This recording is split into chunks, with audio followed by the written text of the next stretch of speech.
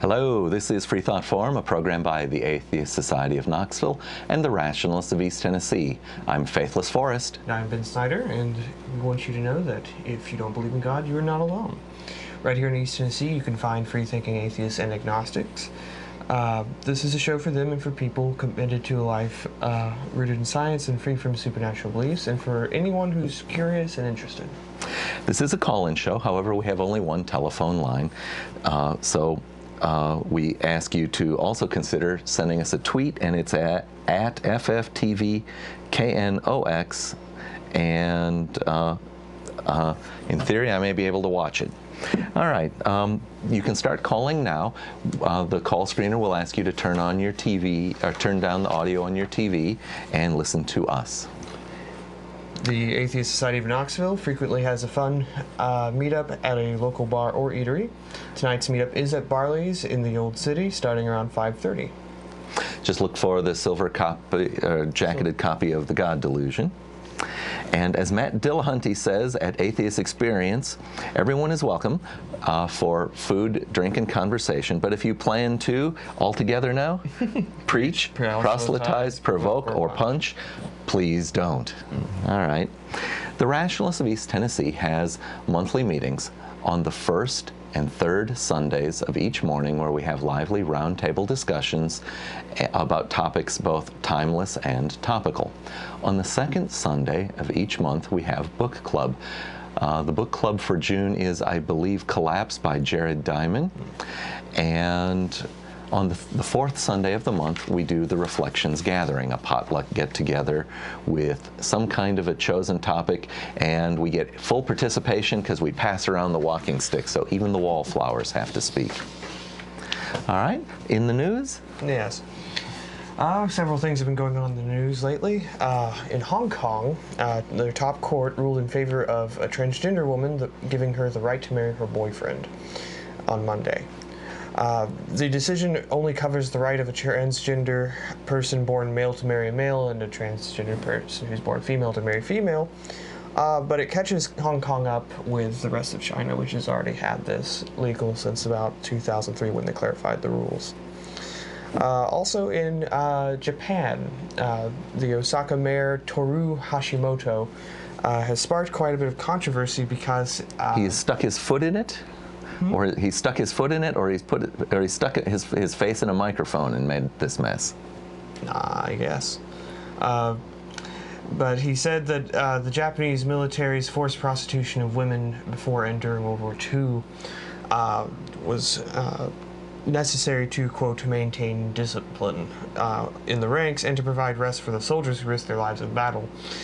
His comments have drawn strong condemnation from world leaders, particularly those leaders in South Korea and in China. The areas in Asia that the Japanese occupied, perhaps? And yes, where they took most of the women and forced them into sexual relationships with their soldiers. Hong Lei, the Chinese foreign minister, criticized the mayor's comments, saying, quote, "We are appalled and indignant about the Japanese politicians' comments, boldly challenging humanity and historical justice. The way they treat the past will determine the way Japan walks toward the future." South Korea's foreign ministry has also expressed its disappointment. Any comment from other Japanese elected officials? It seems Not that I found. How should we say? It seems they have a lot to lose on this. Their credibility is on the line. Well, Hashimoto is a rising member and co-leader of the small conservative political movement there in Japan. So he doesn't have that much political clout at this point, but it's still quite an embarrassment for the nation. He also has recently said, while visiting a U.S. base in Okinawa, that U.S. soldiers should partake more in the local sex industry there. I guess in order to help. It appears to be on his mind. Business. My goodness. Saying that how can the U.S. expect to keep the tough guys in line if they're repressing them?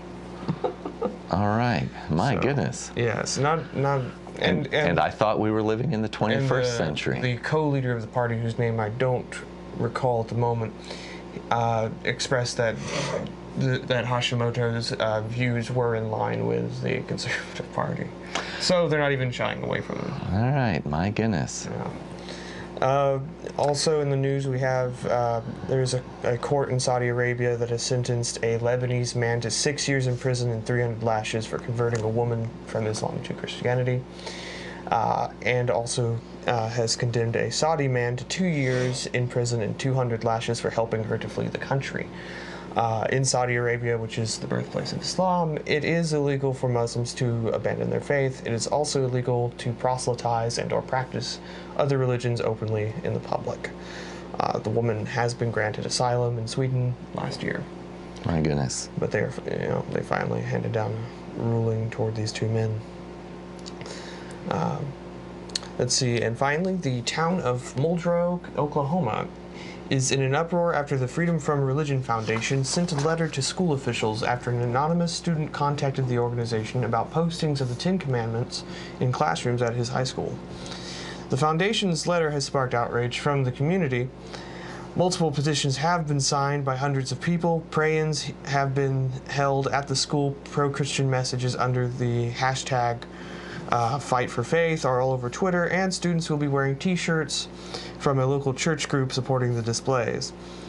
Speaking anonymously through Reddit, the student who contacted the FFRF lamented that his classmates are figuring out that he sent the letter. Quote, so he's been outed, in other words. Not quite. Quote, all I have received since then were dirty looks and an argument with a rather large linebacker. I'm not upset about that because I expected that. What I am upset about is the fact that my little sister has been yelled at by a school bus of brainwashed children, end quote. My goodness. Fortunately, though, it sounds like in spite of the massive community reaction, it sounds like the school officials who have contacted legal counsel have been advised that they are going to lose the lawsuit that has been implied that will occur if they do not remove the plaques. Meaning that the implication is that they will follow the law? Perhaps. They've yet to make a determination, but the community is advocating very strongly to keep them in place. Mm-hmm. So, but yeah. All right. Well, I guess I certainly feel thanks to the Freedom from Religion Foundation, as well as the ACLU, Americans United for Separation of Church and State, for taking on these battles on behalf of the individuals who face tough opposition from whole communities. Mm-hmm. Yes. All right.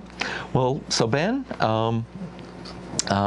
for the sake of the viewers, I first met Ben after a video showing. We had a movie night get-together at ASK, and afterwards had a delightful time with him discussing biblical contradictions and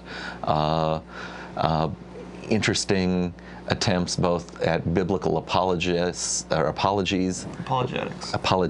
we go, and have been very fascinated at attempts to try to justify or explain away some of the appalling moral lessons from the Bible.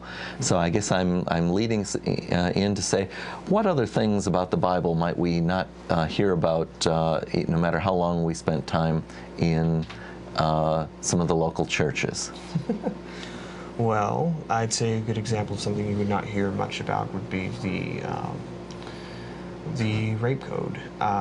It's in Deuteronomy chapter 22 where you find a lot of rules about sexual conduct. It covers things like, incest, like, father shall not sleep with his son or his daughter or anything like that. Mother shall not sleep with his son or daughter. Sleeping, of course, implying having sex. But then you get on down and you start getting into laws regarding rape, where it implies force is used.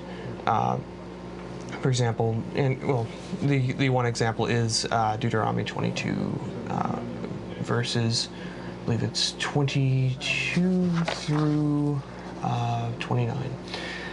and it's broken up into 3 laws where you have distinctions made between engaged women and unengaged women, and you have a distinction in the case of engaged women between where it occurs. Aha. I can pause here. We can take that phone call. Sure enough. You want to greet the caller? Sure. Hello, caller. Welcome to the Freethought Forum. Could we get a name or nickname, please? Please speak up, caller. We're not hearing you. Okay. Can you hear me now? Oh, there you go. Okay. What's your name or nickname? Sharon. Sharon. Okay. Hey, great. Thanks for calling, Sharon. What do you have a comment or a question for us? Yeah. You're acting a little funny about that name. It's a very honorable nickname. It was the ferryman of the River Styx that would take the dead people across the river. Uh-huh. So I'm told that he sometimes demanded compensation and that the deceased were often sent to their internment with a coin in their pocket. Will we need a coin to get any service from you? Well, yeah. All right. Okay. But no, I saw this, Bible's Dirty Little Secrets, and there's been one thing that's on my mind for the longest time. Thought you guys would be able to answer it. Well, hopefully Ben will. Okay. I'm an amateur here. Okay. Well, anyway, when Jesus was arrested in the Garden of Gethsemane, or Gethsemane, however you pronounce it. I believe it's Gethsemane. Yeah. I believe that's it. There was this naked guy running around, and that has always puzzled me. Now, was this a Monty Python movie or something? Actually, the one explanation I have heard, I've read in a book by Bart Ehrman. I'm not sure I can remember which book. I've read several of his books. It may have been Jesus Interrupted, where he attempts to explain, why you see strange things in the Bible that don't make sense. And actually, I mentioned this earlier, mostly just joking around that we might talk about it, but it is coming up. There is a possible version of the Gospel of Mark that may have existed called the Secret Gospel of Mark. The only currently existing evidence we have for it is the handwritten testimony of a biblical scholar who claims he saw it in a monastery library. And when people went back for it, the monks, it wasn't even You're talking about some sort of a book that no longer exists? It may not even exist in the first place. Well, that's not helpful. It is helpful. Give me a moment.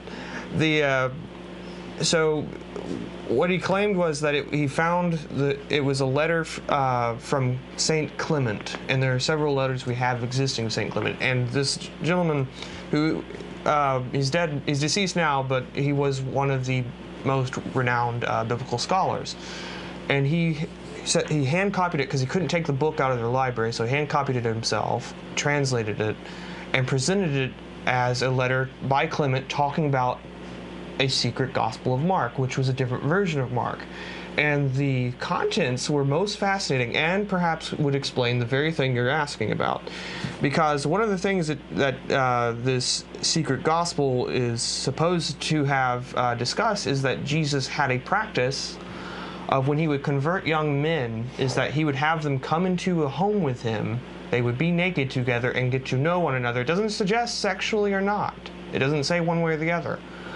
But that they would get to know one another, and thus, the scholar suggested that perhaps that would explain why, in the Gospel of Mark, you have the young man running away. Running away. Yes, running away when they're arresting Jesus. In Mark 14:50, it says that all of Jesus' disciples ran off and left him, and there was one young man who was wearing only that says cloth in the contemporary English version, a cloth, and that it fell off of him or was pulled off of him. And this young fellow was then naked and running away. Yes. And never said who he was. He never showed up again. And it was just seemed really odd to me that someone would be wearing just a little cloth, especially on that night, since it was so cold that night. Well, we don't really know how cold or warm it would have been. Yes, we do. Don't know that we do. But How do you think we know that, Sharon? Well, because when Peter went into the courtyard at Caiaphas, am I pronouncing that right? yes. Okay. That Peter went to warm himself by the fire with other men who were also warming themselves. Okay. So you would imagine that if it was not cold, then they might not be warming themselves. Okay. Fair point. And I guess it would have been springtime. All right. But Sharon, it sounds to me as if Ben has answered your question with at least a plausibility argument, but it's related to a gospel that is only alleged. Yeah, whenever someone says, oh, I went and found these tablets of gold and then I copied them and now the tablets of gold are no longer available. Well, but the thing is, I tend to say, well, bullshit. Well, it's not that simple to dismiss. Bart Ehrman, it's interesting because in the book he addresses the fact that it's hard to say one way or the other. But he points out that there are legitimate reasons to accept it as a possibility as being true, not like some golden tablets claim. Well, is there any other instance where Jesus takes a young man and gets naked with him? Is that what you're suggesting? That's what the text seems to suggest. Yes. Wow. Well, I'll tell you what. I didn't think it would be a good. I didn't think it would be an easy answer. But you have sure pulled something out that actually explains it in some measure. So you've missed your calling. You would make a great apologist. So I don't think apologists would say something like that. Yeah, I mean, and like one of the other things about Mark is that there's a lot of there's a gentleman who wrote a book called the Homeric Epics and the Gospel of Mark, in which he compares the Odyssey to the Gospel of Mark, and he shows a lot of very interesting parallels where he actually argues that the author of Mark, whoever he was not actually writing a tale that was meant to be, that he didn't intend it to be actually completely true. Rather, it was a mythical tale, legendary tale about Jesus, where Jesus not only overcomes the Jewish authorities, but also emulates the Greek heroes and makes better decisions than the hero of the Odyssey did. Well, I'll tell you what, I have probably 20 or 30 dirty little secrets that I would love for you to explain to me, but I'll bet there's probably 10 or 15 people out there that would like to get on here and benefit from a pearl of wisdom that you might like to drop. So I'm going to get off. And Okay. Thank you very much for giving me that answer. I would have never thought of that. All right. Well, thank you. Thank you for calling, Sharon. We should ask, do you watch often? As often as I can. All right. And I would tell all the people out there, if you do catch the show and you want to see it again, what I do is I set my phone, because otherwise I'll remember it at 7 o'clock and it's already passed. The phone rings and, I know that the show's on. All right. Well, we're glad the technology brought you to us today. All right. Talk to you later. Thanks much. Thank you, Sharon. Bye. But I was going to point out with the Homeric, the parallels between Greek mythology and such, is that in the case of the naked young man and Jesus, is that in Greek culture, it was perfectly acceptable for older men to have sex with younger men as recreative sex. So that would be another. So it's possible that would just have been another thing that was, mimicked in Mark. And Ehrman points out that the Gospel of Mark has a lot of things it says similar to that, where it's like, well, okay, why did you bother mention that if you just go on to say something else entirely? And it seems to be that things have been taken out of the current gospel we have. And we know for a fact that things have been added in, such as the last eight, it's either 8 or 12 verses, I can't remember now how many, at the end of the gospel. And you're referring specifically to the Gospel of Mark? Mark, yes. Okay. I don't know them well. I've read them, but I can't say that I can keep track of which one is which, and therefore the last 8 of Mark I wouldn't know. Yeah. Could you fill us in? What was alleged to have been added?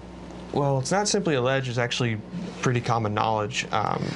And let me just make sure I get the right verses, because usually I know it, but out of memory, but I didn't have it. Here we go. Might as well get it right. Yes, it is the last 12 verses. The first 8 verses of chapter 16, the last chapter of Mark. It ends with the women having gone to the tomb. A young man, I believe it's just a single young man, yes, there at the tomb saying, "Don't be alarmed, you're looking for Jesus, who was crucified. He has been resurrected, he's not here. See the place where they put him, but go tell his disciples and Peter to go ahead, that he will go ahead of them to Galilee, and that they will see him there." And then verse 8 says that the women went out from the tomb, and they started running from the tomb because trembling and astonishment overwhelmed them, and they said nothing to anyone since they were afraid. So it says that they say nothing. But then the very next verse, in verse 9, where it's believed to have been added in, it talks about how Mary Magdalene went and reports this. Goes and reports this, in spite of the fact it says the women went and told no one. Okay, so it kind of contradicts itself. Not only that, but what's also important is that the last 12 verses include all of the post-crucifixion sightings of Jesus as well. Without these last 12 verses, there is no sighting of Jesus after he is deceased. So it's very important that these 12 verses are in here and were inserted, because without these verses, the gospel does not give you the sense that, yes, there's evidence he actually did arise, just some person in a tomb telling you. And that's also important because, in spite of the order of the Gospels, Mark was the first to be written out of the 4. Okay. So it is the Gospel that both the authors of Matthew and Luke used to make their own. They took whole sections of text from Mark to create their own Gospels. Okay, and so if the argument is that the first one written didn't have a resurrection, and the people who were assembling the Gospels later wanted them to be more consistent, they had to insert a resurrection, or at least insert the sightings. People seeing after the resurrection into the text. Yes. Got it. So that's the case, and also a lot of what not simply suggests, but the evidence for those 12 verses not existing in the original text.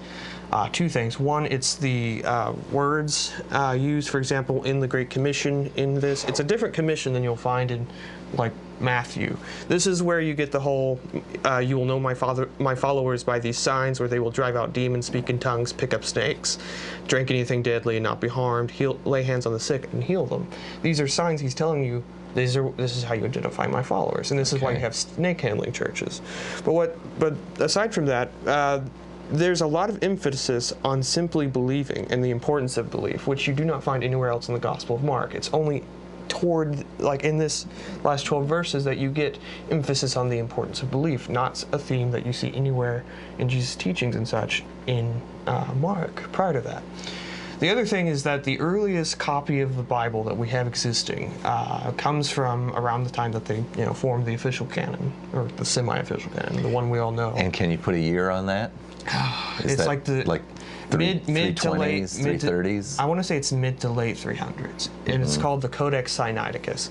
And the Codex Sinaiticus, those 12 verses do not exist in Mark. The text of Mark that was inserted into this early form of the Bible did not have those 12 verses.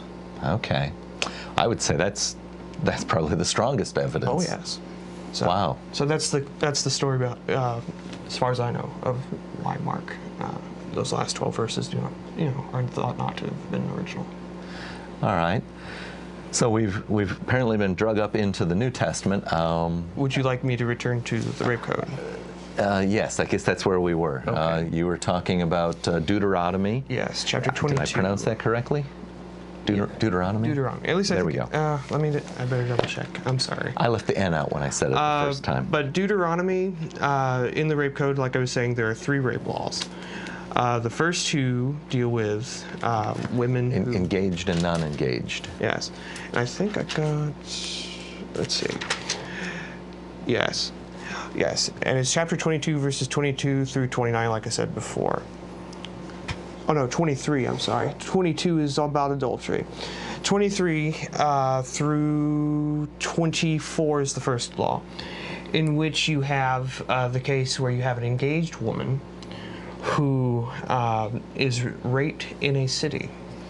And what it says is that if the woman does not cry out during the rape, and it is found out later that sex was had, then it is to be assumed that it was consensual adultery. And therefore, both people would be stoned to death.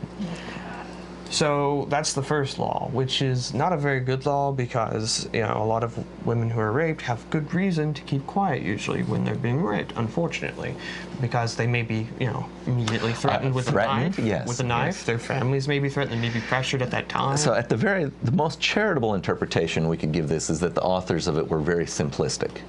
Yes, I think they didn't think it through well enough. The second law, though, I think is much more understandable. It deals again with engaged women. And it says that if the rape occurs outside of the city, then you do not punish the woman, but you punish the man by killing him because, you know, who could have heard her cry out? The third law is the most troublesome, however, because that is where you deal with non-engaged women. A woman who is not engaged, she is to be forced to marry the rapist. I bet that's not the exact words. What are the exact words?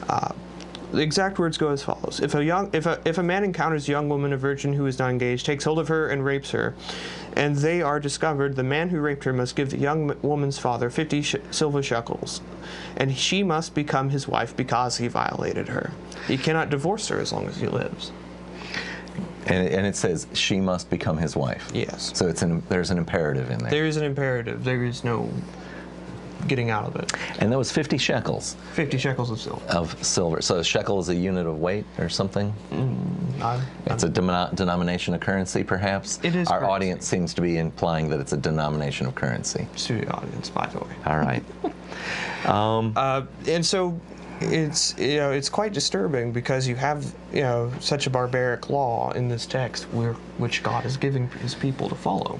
So can any of our viewers try and help us? Why in the world could that possibly be just? Yeah. Good luck. Maybe while the viewers chew on that, we could, rather than you answering it, should we leave that hook baited and we can ask about some of the other dirty secrets of the Bible?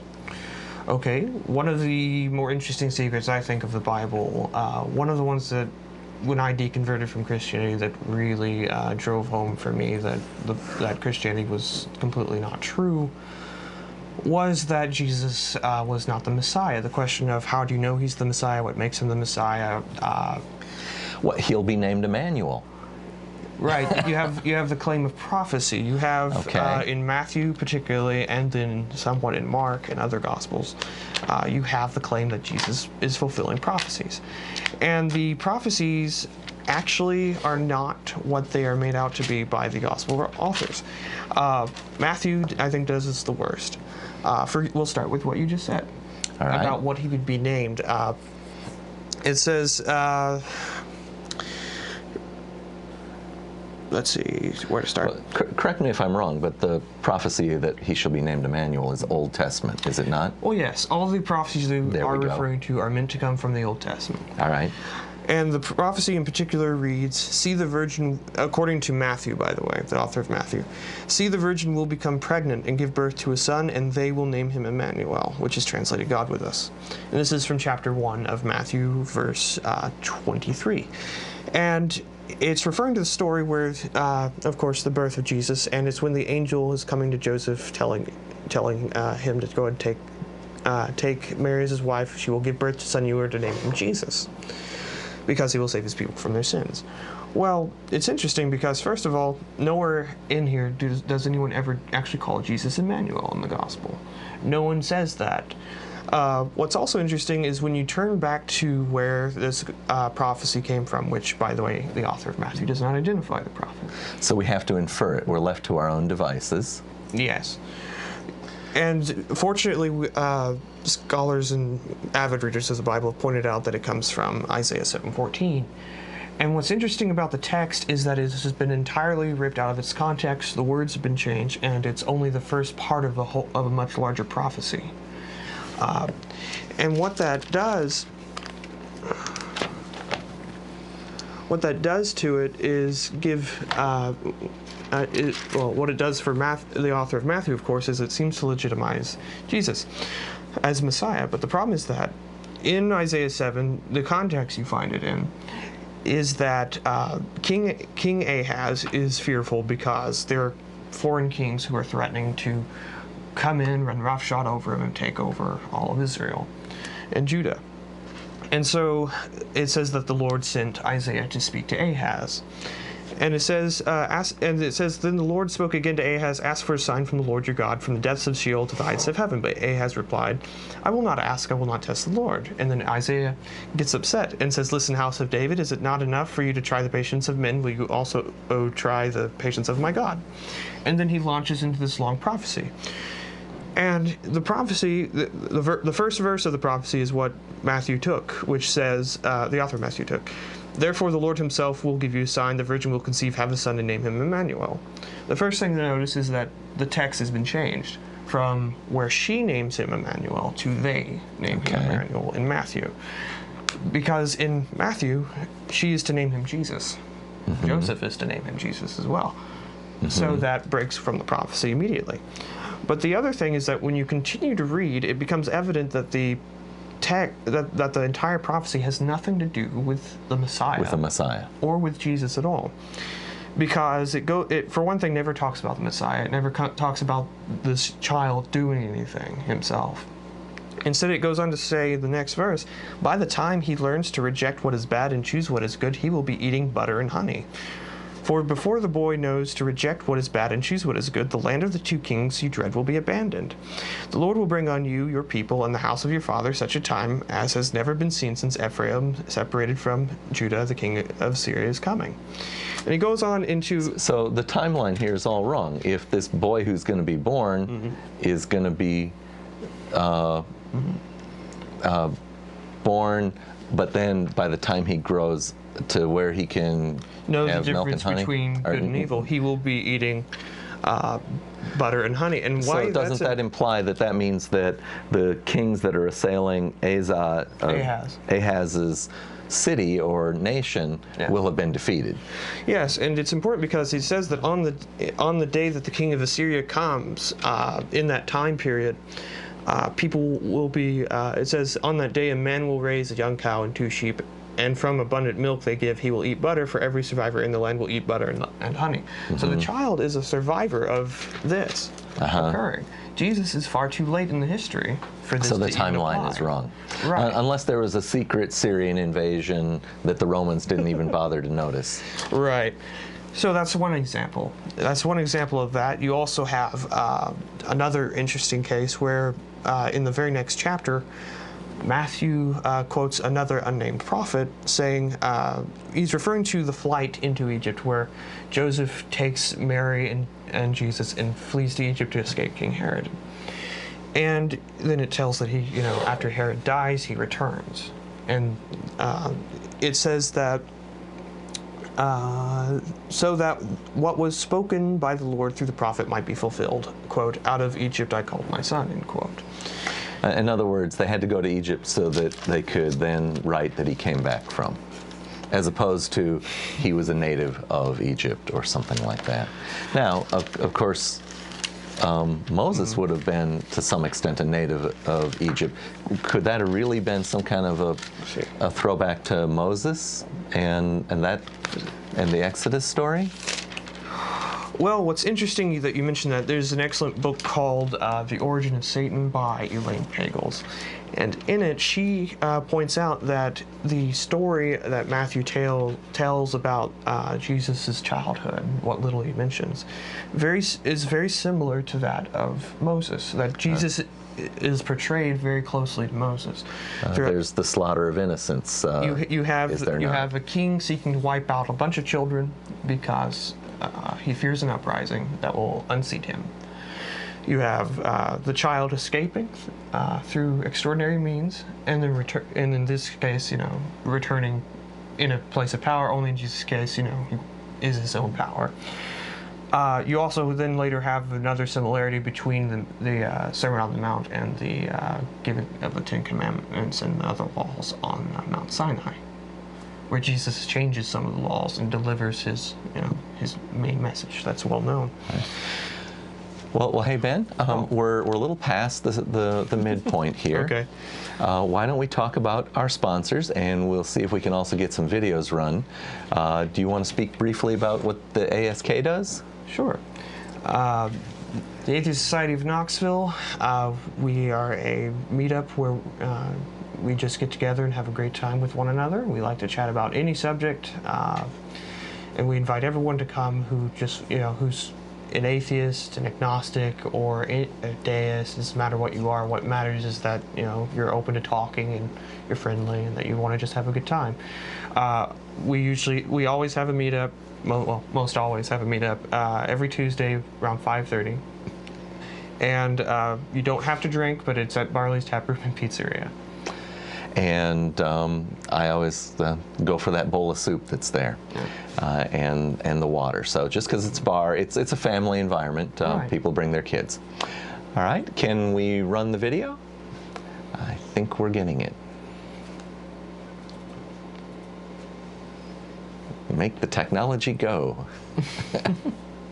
Concerned about religious leaders and organizations imposing their values and rules on your body, your family, and the rest of our society? Well, take comfort in the fact that you're not alone. The Rationalists of East Tennessee meets weekly for fellowship and provides a forum for people who support skeptical thinking and rational discussion of these and other issues. To find out more information or to find out about our next meeting, visit us on the web at www.rationalist.org.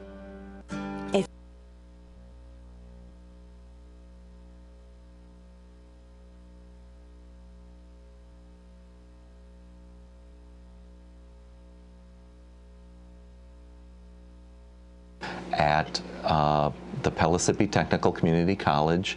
It starts at about 10 o'clock for socialization, and more structured presentations or discussions begin at about 10:30. The second Sunday of most months is book club. June's book is Collapse by Jared Diamond. And the fourth Sunday is the Reflections Gathering, where we have a potluck and pass around the talking stick. Can we get the ASK video now?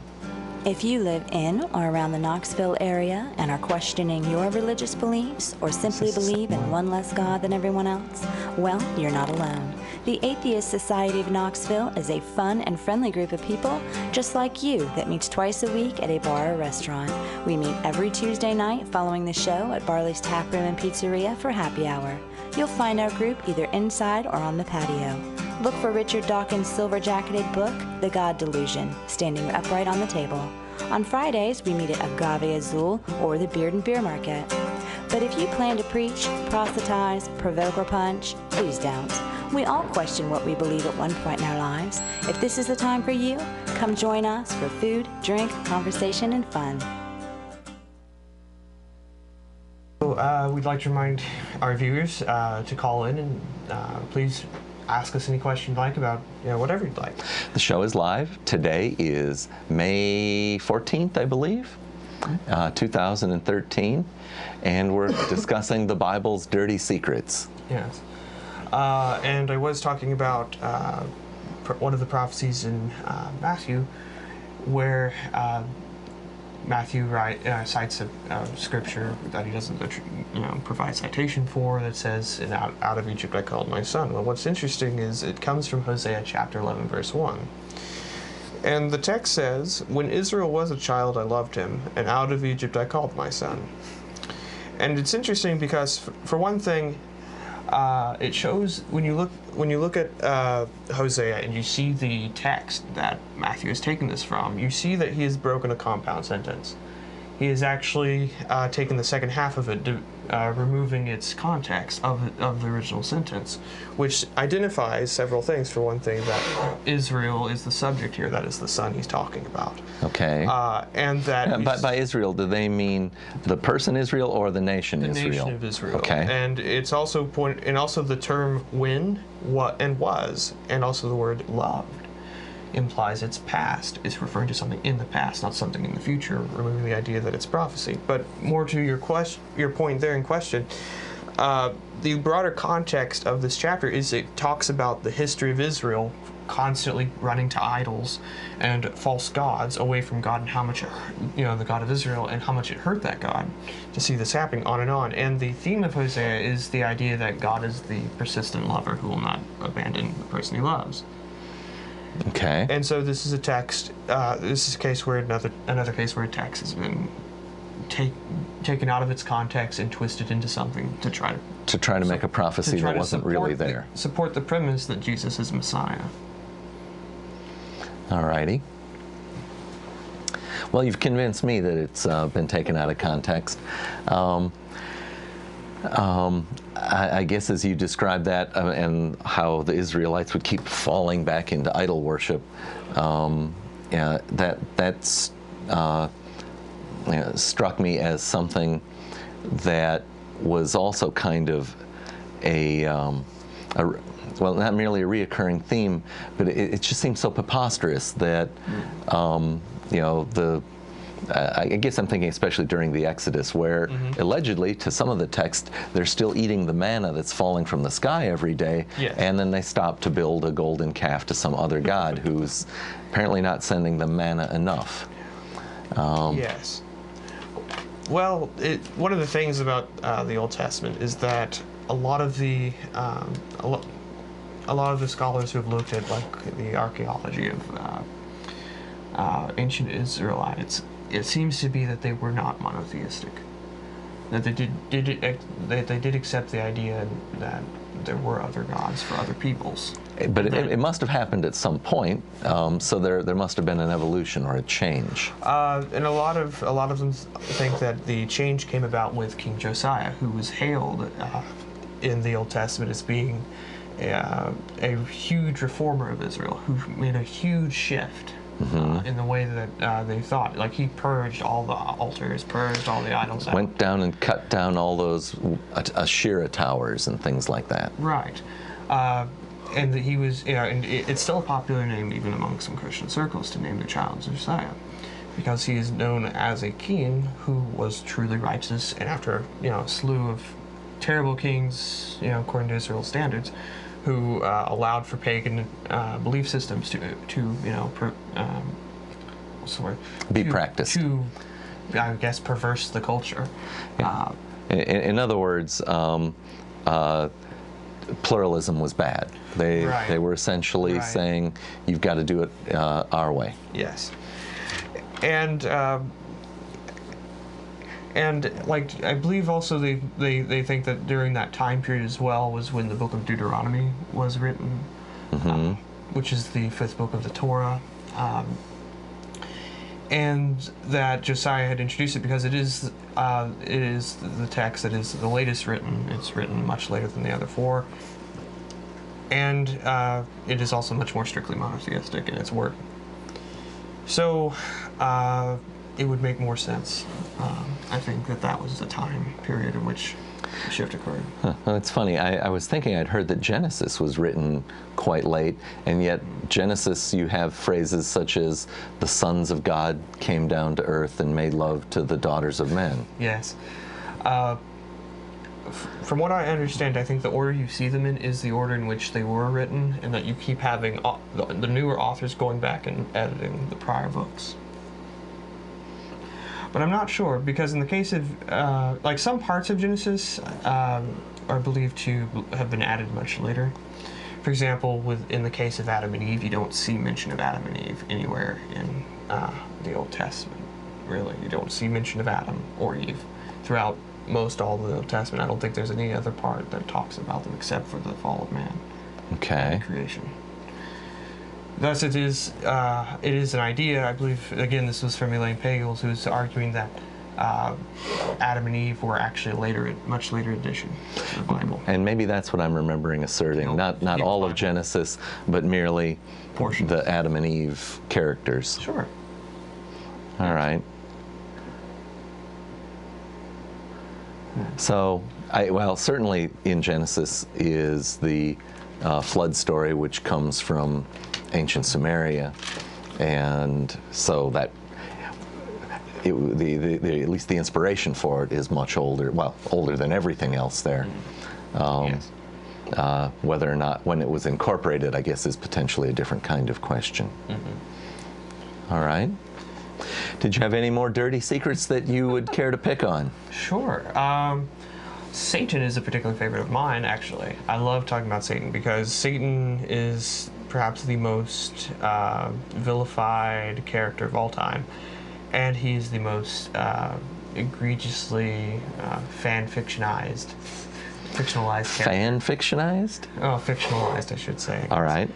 I'm making up the word, I think, but fan fiction is usually when, like, you have something like Star Trek and fans write their own fictions about All it. right. It could never coexist with the story itself. Got it. It's what they wish it would have been. Got it. And I look at, and I when I see like a lot of what Christians believe and think about Satan and have to say about Satan, I think of it as fan fiction. Okay. Because I That's don't great. see that in the Bible at all. Yeah, there's no red horn pitchfork character. Well, I mean, there is a character who is Satan, but he's so barely mentioned, especially in the Old Testament, that it's hard to see where they got a lot of this from. He and Jehovah have a little sort of wager about how Job is going to react to losing his good fortune. Yes, that's one of the only 3 places in the Old Testament you'll find any mention of Satan. The other 2, there's a prophecy in Zechariah that has to do with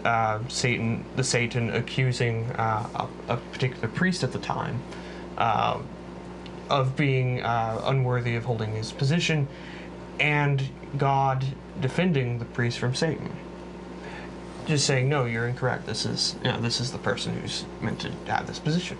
In the case of Job, you have Satan and God, as you say, making a wager. But not only that, Job is, I think, the most interesting because it's the biggest section of text where you see talk about Satan. And even the parts where Job is silent on Satan, it's very important. I think it's very important to understanding Satan as well in the view of Satan, because Satan's only really, I believe it's the first 2 chapters he's only in. I know chapter 1, I think also in chapter 2. And what you see about Satan there is that, for one thing, it says he came in among the sons of God, perhaps implying he was one. And he was able to walk among them, and he was able to walk right into heaven. And he walked right up to God, and God said, tell me where have you been? And Satan says, I've been out and about the world and such. And God asks him, well, what do you think of Job? And he tells him his honest opinion. It seems that, he thinks that Job is only following God because God gives him nice things.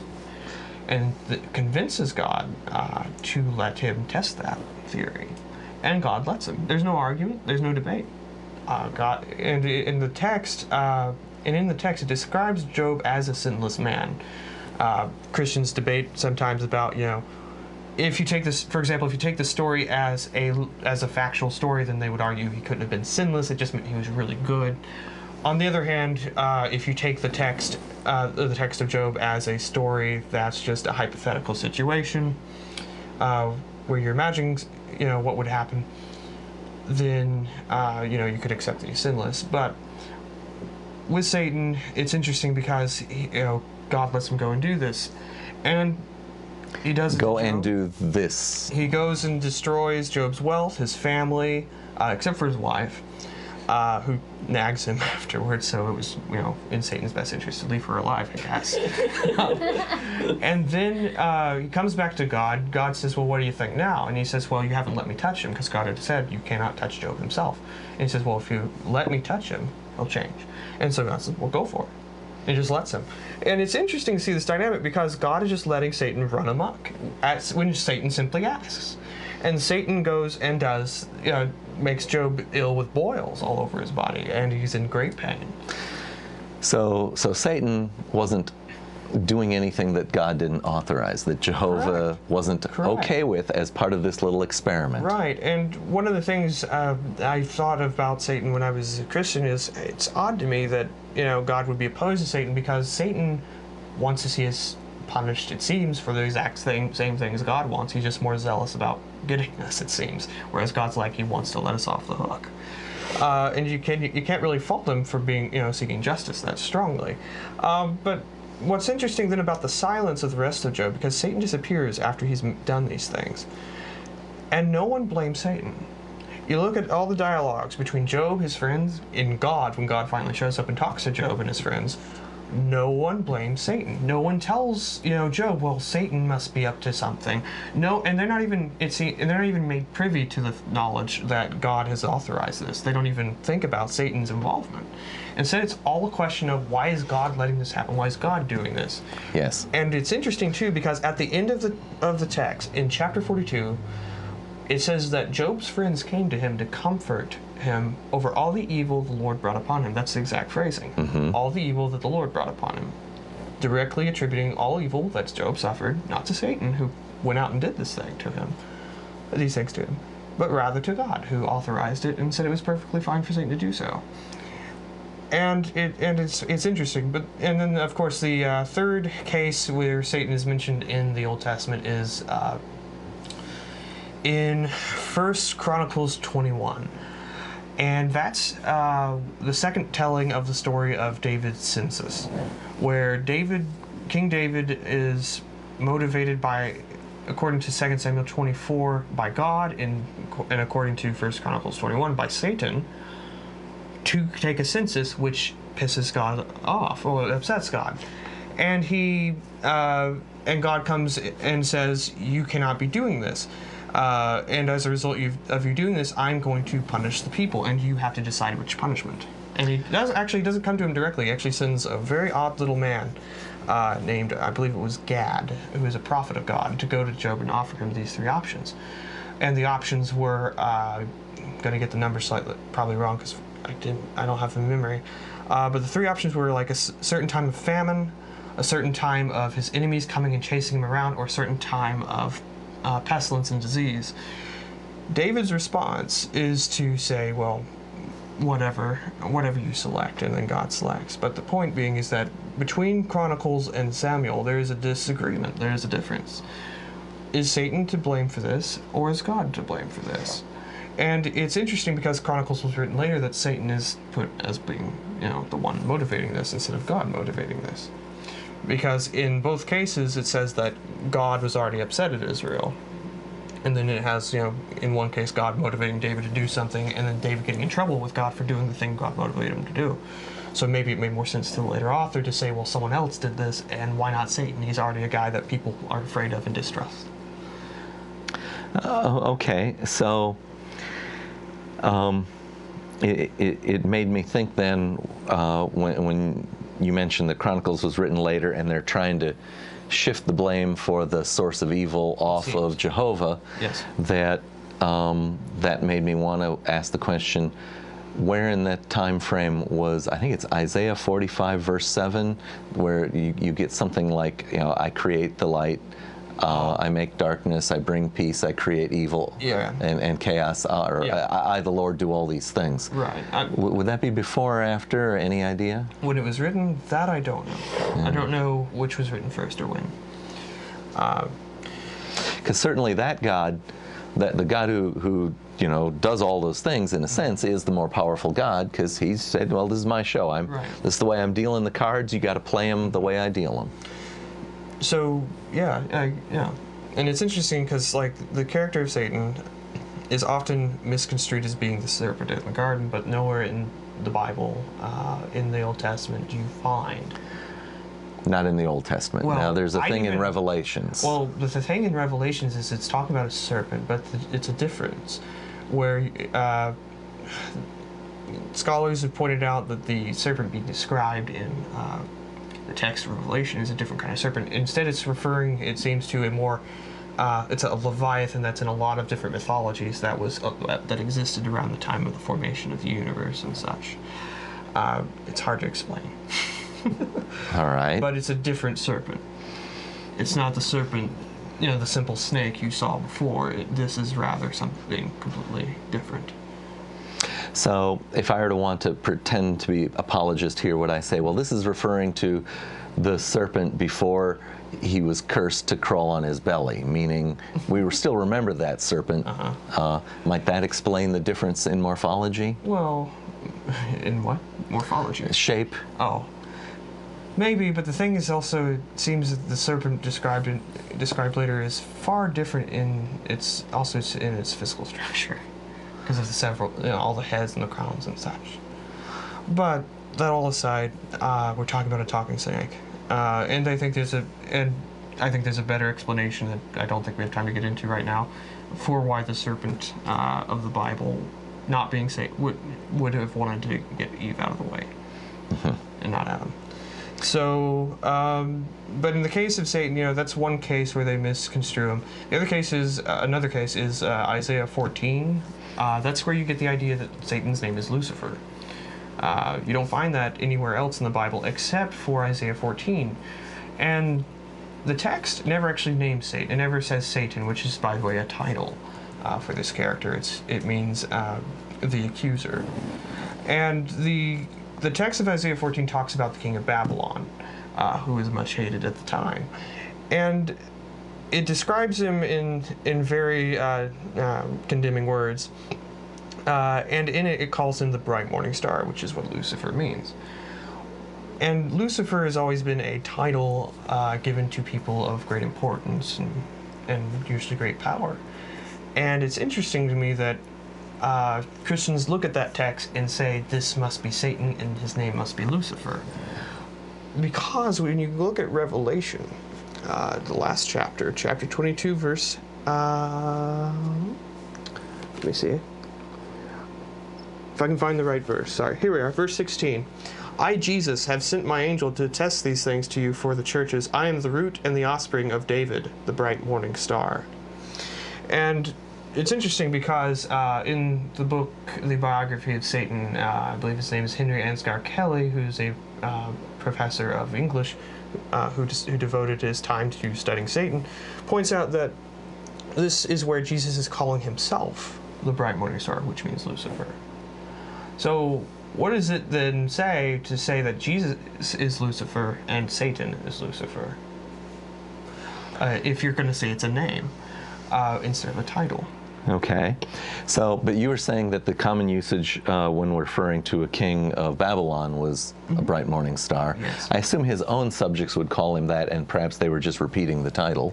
Sure. And then here in Revelations, Jesus is calling himself a bright morning star, meaning some kind of a important king, therefore.